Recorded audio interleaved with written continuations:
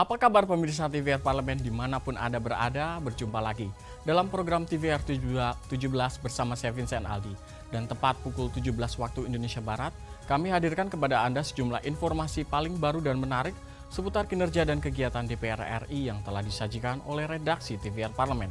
Dan pemirsa TVR Parlemen, inilah TVR 17 selengkapnya.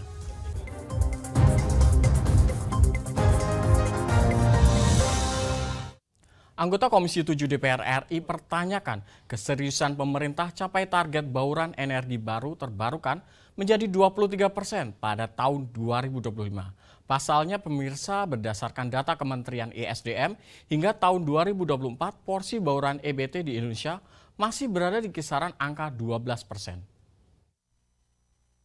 Anggota Komisi 7 DPR RI Andi Yuliani Paris mempertanyakan keseriusan pemerintah untuk mencapai target bauran energi baru terbarukan menjadi 23% pada tahun 2025.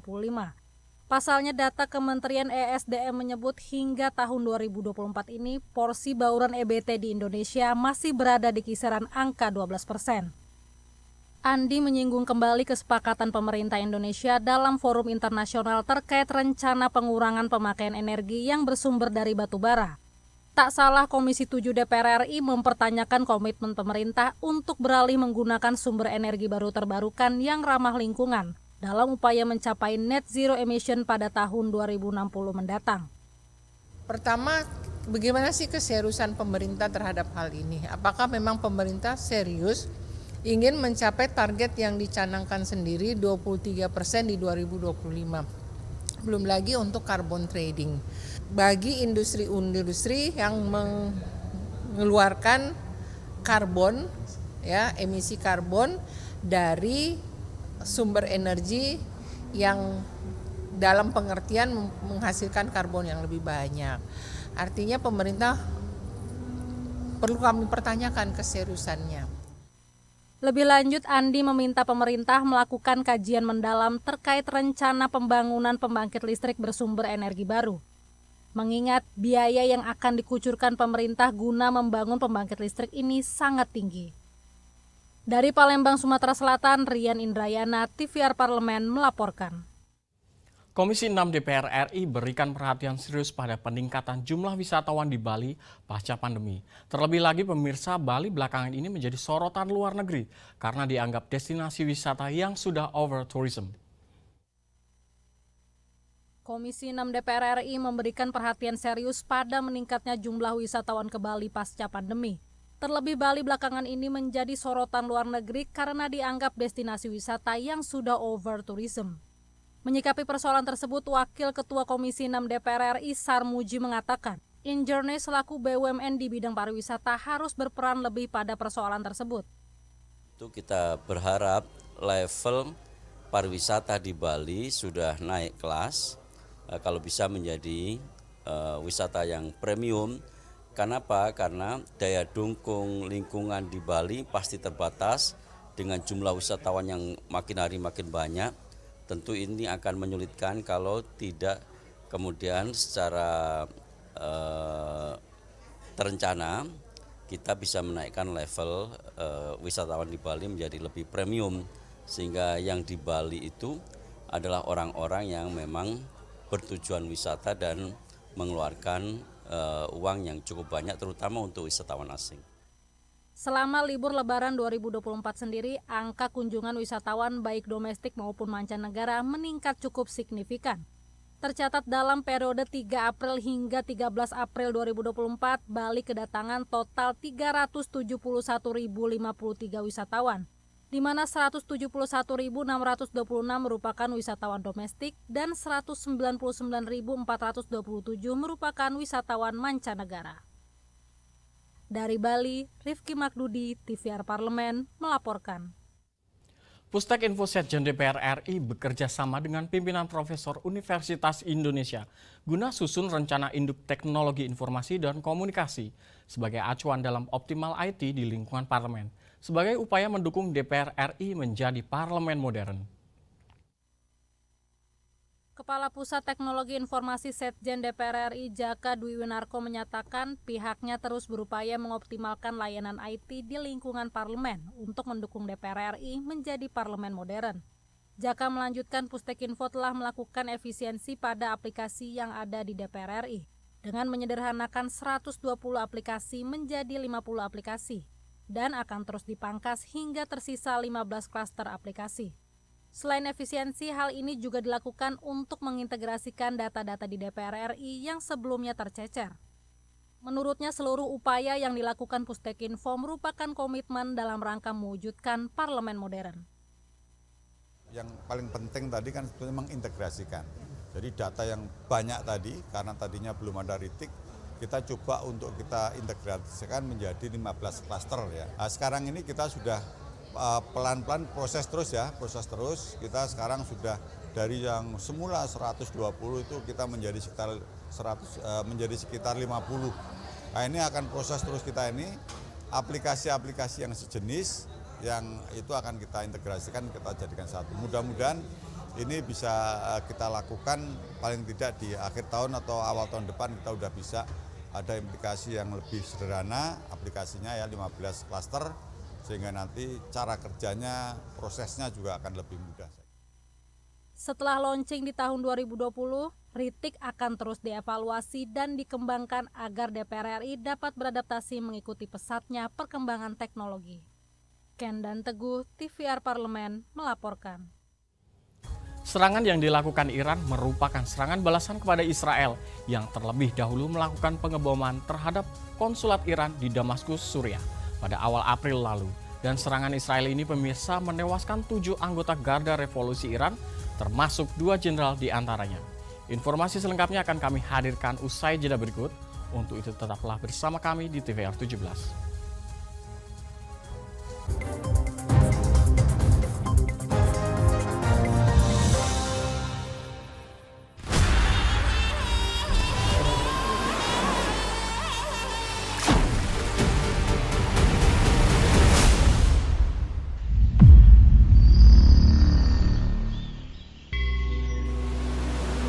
Air tak hanya penting untuk kehidupan manusia.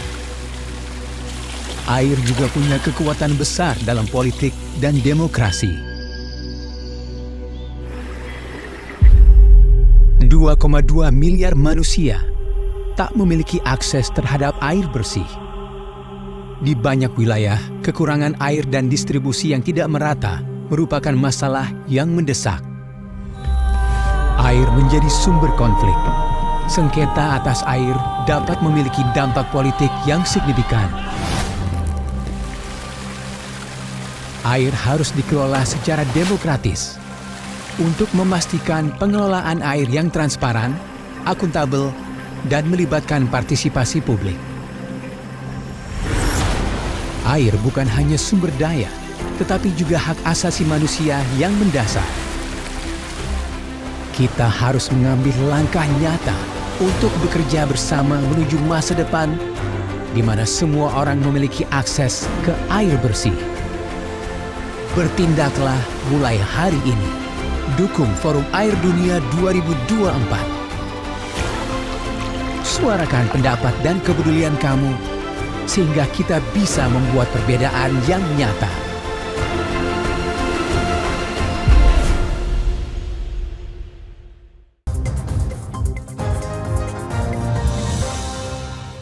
Kembali di TVR 17 pemirsa, serangan yang dilakukan Iran merupakan serangan balasan kepada Israel yang terlebih dahulu melakukan pengeboman terhadap konsulat Iran di Damaskus, Suriah pada awal April lalu. Dan serangan Israel ini pemirsa menewaskan 7 anggota Garda Revolusi Iran, termasuk jenderal di antaranya ada sejumlah 2 orang. Dan saksikan informasi selengkapnya yang telah dihimpun oleh tim redaksi TVR Parlemen dalam Lensa Parlemen berikut ini.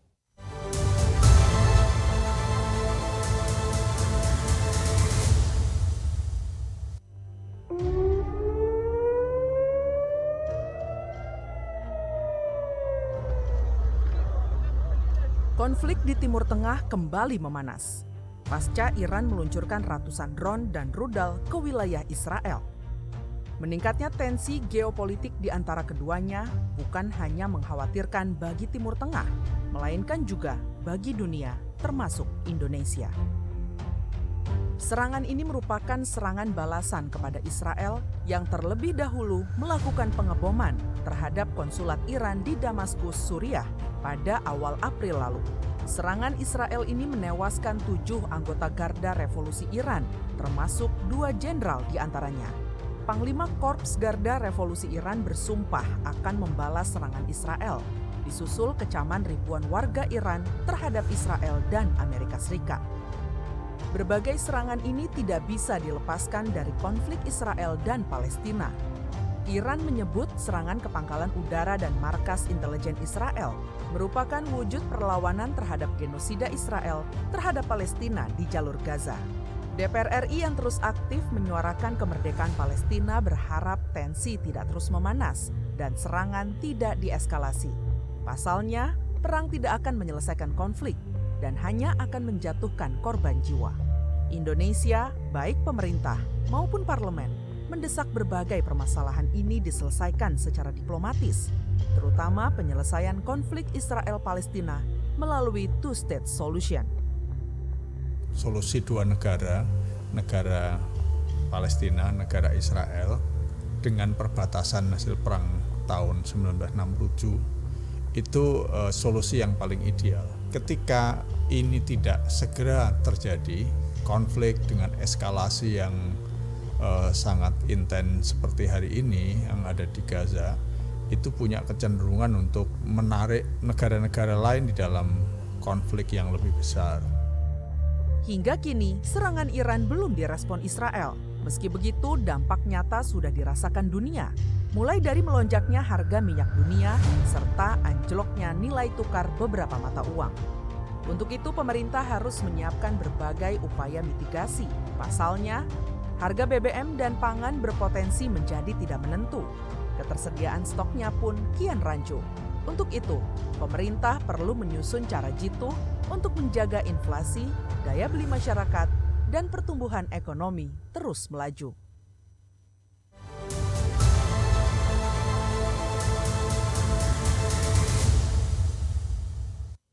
Kasus DBD di Indonesia tengah mengalami kenaikan dan Kementerian Kesehatan Republik Indonesia menyampaikan hingga pekan ke-15 tahun 2024 sudah tercatat ada puluhan ribu kasus DBD dan sementara angka kematian akibat virus ini telah mencapai 475 korban jiwa. Dan informasi selengkapnya akan kami hadirkan usai jeda berikut. Untuk itu tetaplah bersama kami di TVR 17.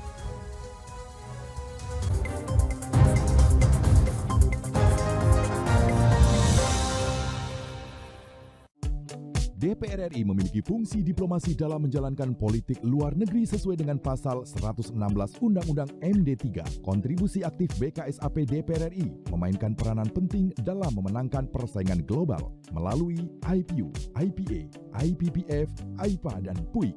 BKSAP memiliki komitmen yang tinggi dalam krisis kemanusiaan dunia. Fungsi diplomasi dijalankan untuk mendukung upaya pemerintah dalam melaksanakan politik luar negeri.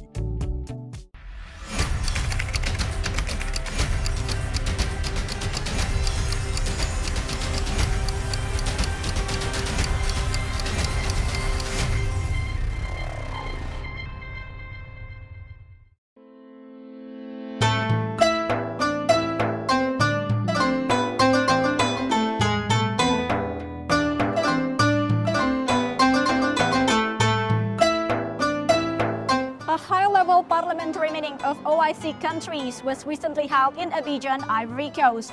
In this conference, BKSAP of the House urged the forum to take concrete actions in resolving Palestinian issue. Don't forget to watch House News only on TVR Parliament.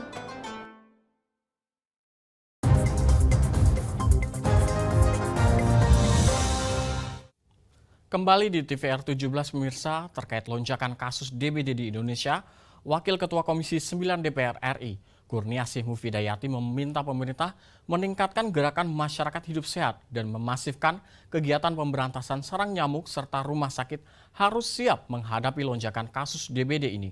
Dan selengkapnya berikut wawancara rekan kami Mahir Pratama dari Komisi 9 DPR RI.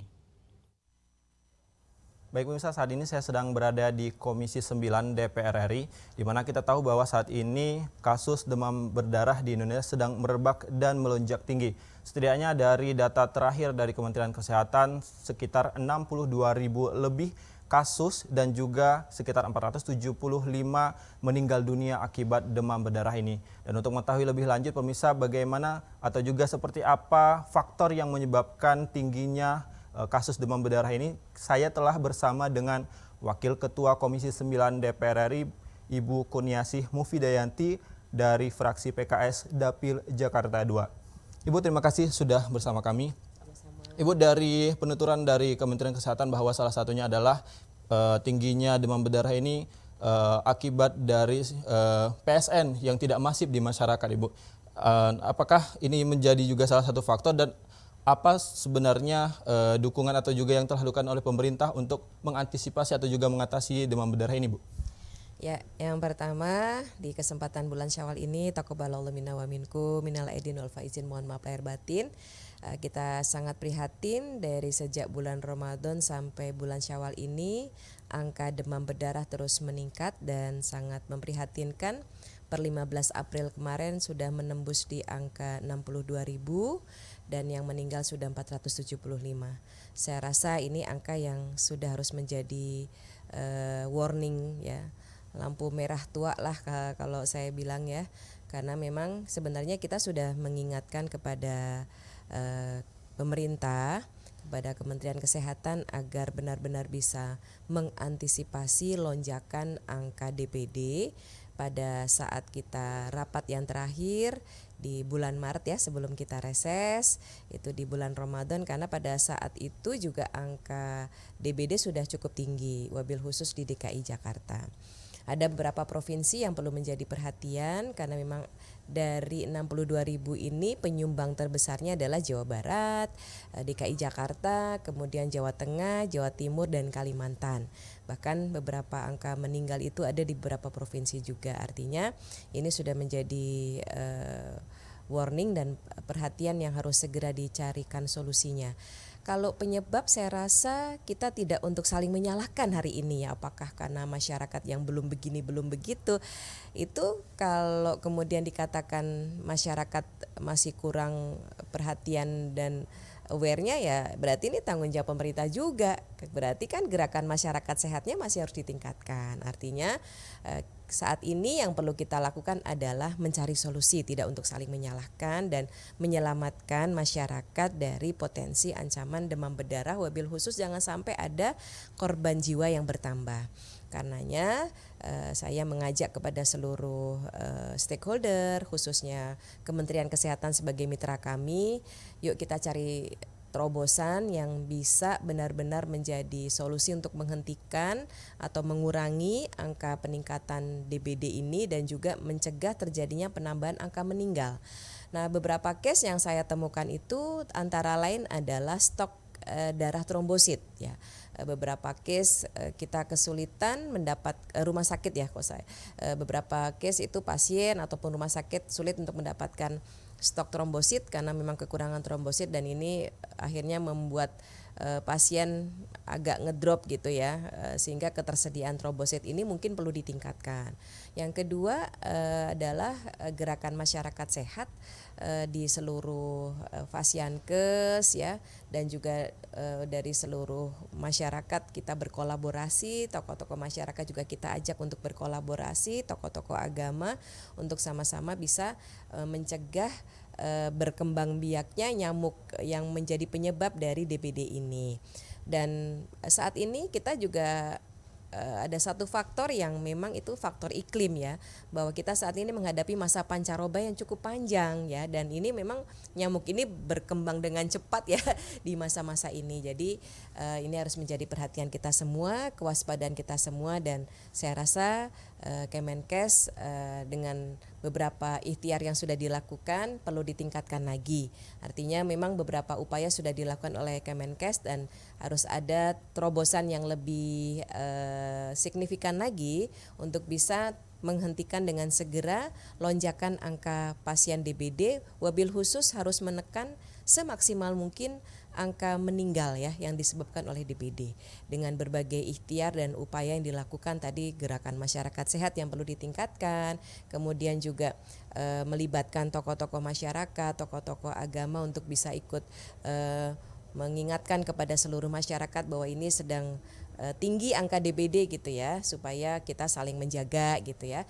Dan juga tadi mungkin upaya-upaya penanganan di rumah sakit dengan cepat supaya tidak terlambat penanganannya, juga termasuk ketika ada kekurangan darah trombosit harus sudah ada stok untuk donor darahnya gitu. Ya mungkin beberapa ikhtiar lain yang bisa dilakukan harus maksimal, semaksimal-maksimalnya untuk dilakukan. Baik, terima kasih banyak Ibu Kurniasih. Pemirsa, demikianlah tadi wawancara kami dengan Ibu Kurniasih Mufidayanti dari fraksi PKS di Dapil Jakarta 2. Ibu Mufiyadi mengatakan bahwa terkait dengan pencegahan ini harus dilakukan secara masif dengan masyarakat, gerakan hidup sehat masyarakat, melibatkan tokoh masyarakat, tokoh agama, dan juga respon yang cepat dari fasilitas kesehatan dan juga rumah sakit untuk memenuhi kebutuhan seperti kekurangan trombosit yang pernah terjadi atau juga menjadi case saat ini. Dan itu pemirsa yang dapat kami sampaikan. Saya Maya Pratama, kembali ke studio. Selanjutnya pemirsa, apa saja yang menjadi topik perbincangan di media online nasional pada hari ini? Usai jeda, tetaplah di TVR 17.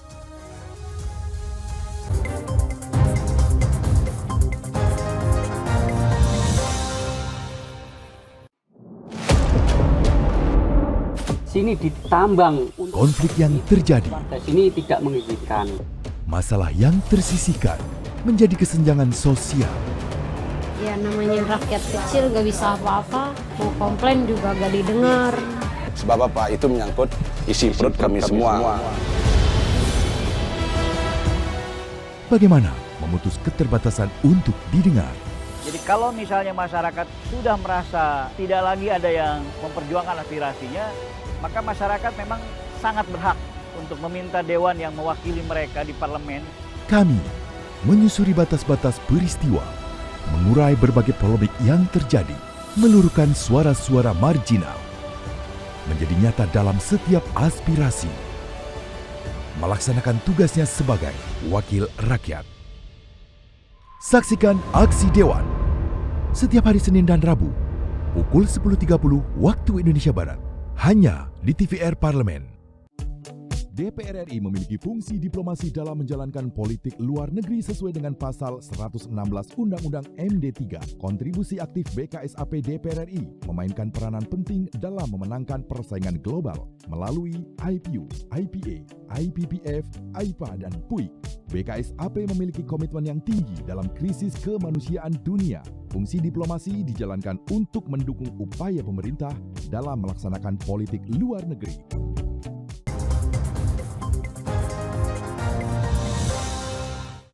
Kembali di TVR 17 pemirsa, kali ini kita masuk ke segmen media online nasional dan mari kita simak isu apa saja yang menjadi sorotan media serta tanggapan dari anggota Dewan bersama rekan kami Anggun Oktarini.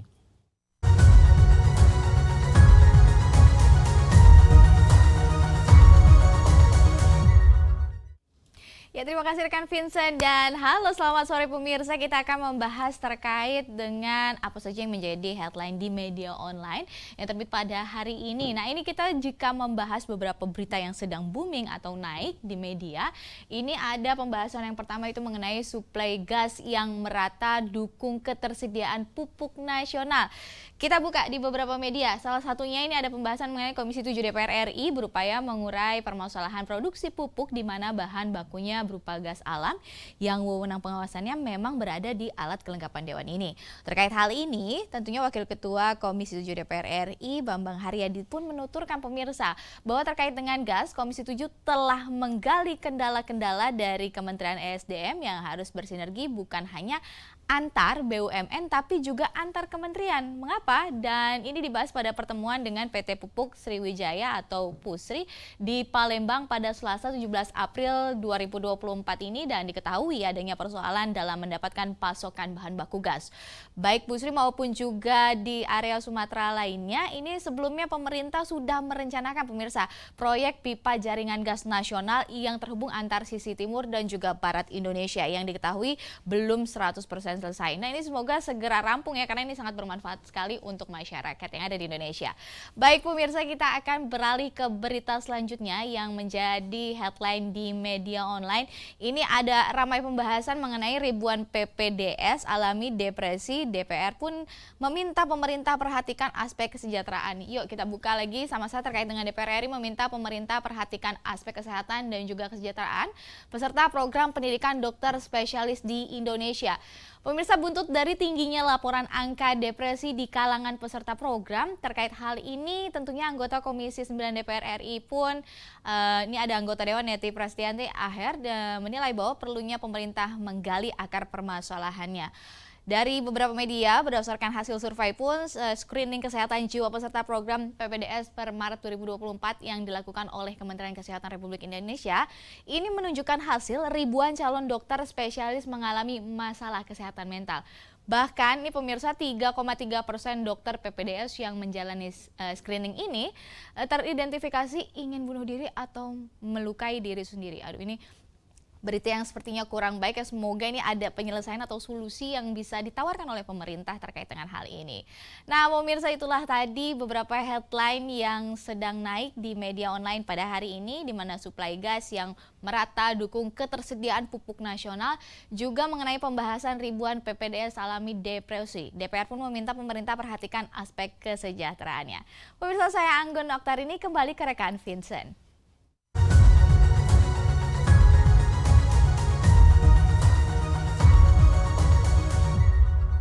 Terima kasih rekan Anggun yang telah menyampaikan sejumlah update sorotan dari media online nasional pada hari ini. Dan segmen media online tadi pemirsa sekaligus menutup program TVR 17 edisi sore hari ini. Saya Vincent Aldi beserta seluruh kru TVR Parlemen yang bertugas mengucapkan terima kasih dan pamit undur diri dari hadapan Anda. TVR Parlemen, referensi Indonesia.